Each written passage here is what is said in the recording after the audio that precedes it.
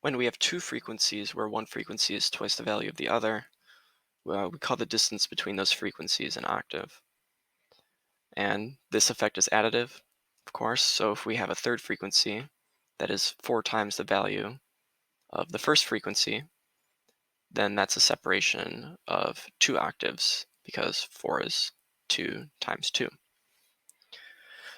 Now, more generally, if we have two frequencies, f1 and f2, and we want to know how many octaves separate them, what we're really asking then is how many times n do we have to double the first frequency in order for us to reach the second.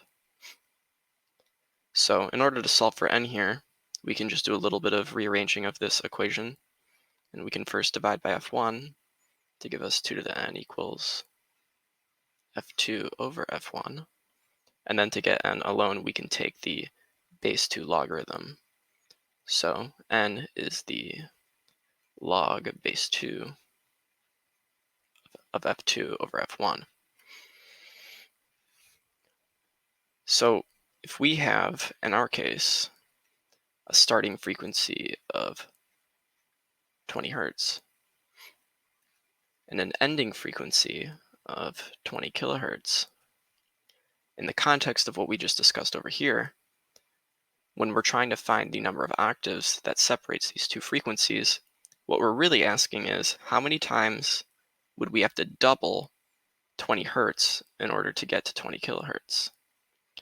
So we can start this by first finding their ratio. So 20 kilohertz, 20,000 hertz, divided by 20 hertz is, of course, just 1,000.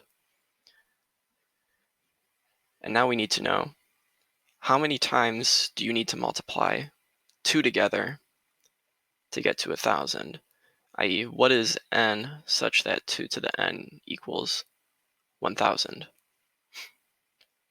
Well, if you wanted to, we could plug 1,000 into the base 2 logarithm on a calculator, but because we're just concerned with estimation here, you can also notice that 1,000 is very close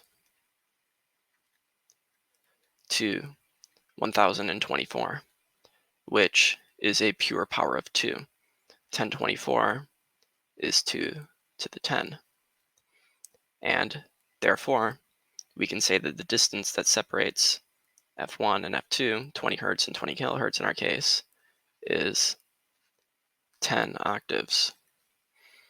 And if you were to plug 1,000 into your calculator, into the base 2 logarithm, you would discover that a more accurate answer is about 9.96, which is also very close to 10.